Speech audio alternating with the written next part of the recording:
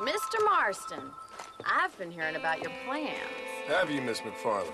Yes, from Lee Johnson, to settle here and build a life for yourself. I'm afraid those aren't my plans.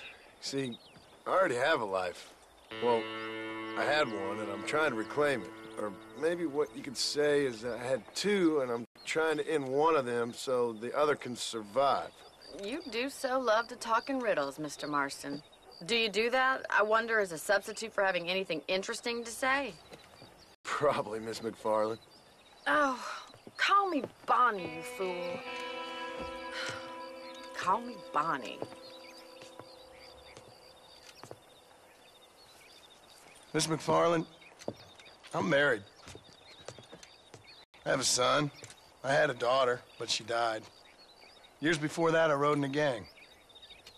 We robbed banks, trains, held people ransom. We killed people we didn't like. Bill Williamson was in that gang.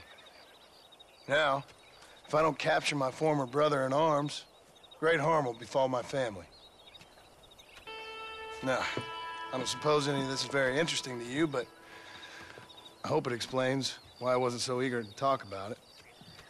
No, I do understand. I had no idea. You poor man. Even in this new country, memories don't really fade. My father was an illiterate Scot born on the boat into New York. He never saw his homeland, but to hear him talk about it, you'd imagine he only ever ate haggis and wore a kilt. And he hated the English for what they had done to his great-grandparents that he'd never met. People don't forget. Nothing gets forgiven. That's true, especially when it comes to money. And you know, even now, after all his labors, my father's debts are still terrible. I worry every day about us losing the ranch. It would kill him. My father died when I was 8 years old. His eyes were, well, let's just say he was blinded in a bar fight south of Chicago. My mother died during childbirth. She was a prostitute, and he was her, well, I don't know what he was. So I was sent off to an orphanage and ran away and fell in with a gang. My word. What a difficult life you've lived. The leader of the gang taught me how to read, taught me how to see all that was good in the world. He was a great man in a way. But you killed people. Sure. And I've suffered for it. And that's the life I left, or tried to leave. Said too much, Bonnie. I'm an uneducated killer, sent here to do all I can do well. Kill a man in cold blood so that another man may do his part to cut crime in an area, and a rich man can be elected governor on the back of these promises. Civilization is a truly beautiful thing, Mr. Marston. Listen, can you help me? Well, I can try. What do you need, money? No, nothing so complicated. I need an extra hand to take out the herd to pasture. Sure. Point me in the right direction.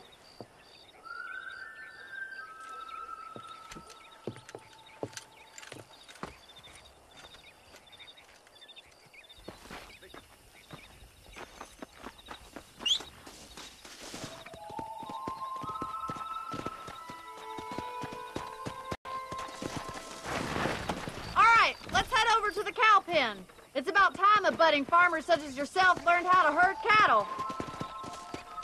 Come on. Giddy up! Thank you for telling me all that back there. It must have been hard for you. Hope you understand now why I've been playing my cards somewhat close to my chest. I didn't know you had a wife and child. Then again, I don't think I ever asked. They're lucky to have a man like you.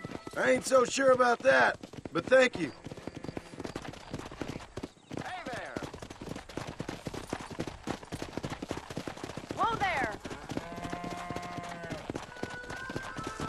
Hey! Nice job, Mr. Marston. That's it. Stay behind. Whoa! Keep on moving. Herd the cows down the road. Pretend you know what you're doing. Hello. Authentic, sir. Come on. Whoa, whoa. Get riding them. Drive it this way. Slow up. Whoa there. Back on.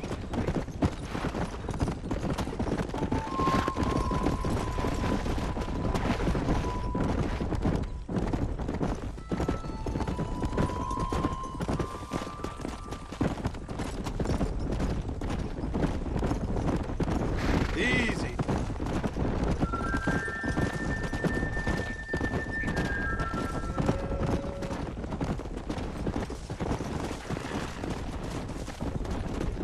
Stay focused.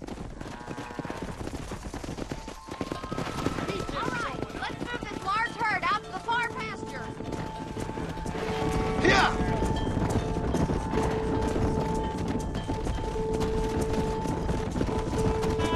Sweep back and forth behind them. Keep them nice and tight. Barney's gonna love this. Keep him tight now.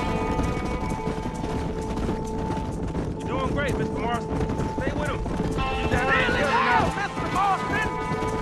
Nearly there! Watch for the runner. That's a big herd for your first time.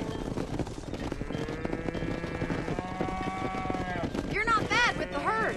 Ranching might be your true calling, Mr. Marston. Either that, or you were a cow in a past life. Thank you, Miss McFarland. I'll see you later. I have work to do back at the ranch.